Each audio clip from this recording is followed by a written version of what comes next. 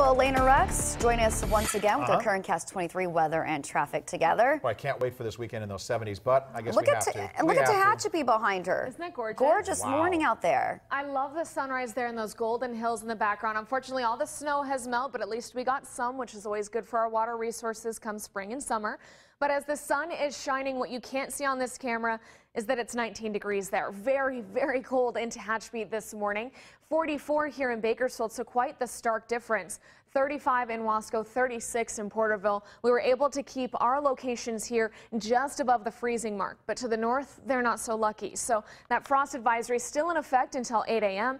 But you can see even though some high thin clouds did come through, they're clearing out of the way, and the entire state will be very sunny later on this afternoon, feeling quite mild for this time of year, and our highs finally climbing above average here in Bakersfield. We're used to seeing about 62. Today we'll be at 64, and we continue to climb till we get up to the lower 70s for Friday and Saturday. That is a very welcome sight.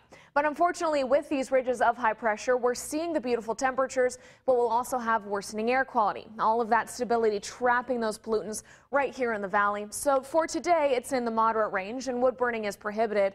But I'd say by at least Thursday, we'll be back in that unhealthy for sensitive groups range. And even though it will be fantastic for your Thursday evening out for Valentine's Day, maybe Friday and Saturday, you want to go out to the park with the dog.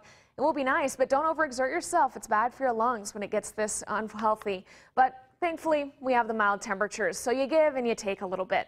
Lower to mid-60s out there with that sunshine. Breeze is dying down at last, so a calm day even up in the mountains, and that'll help you climb everyone up into the 50s today.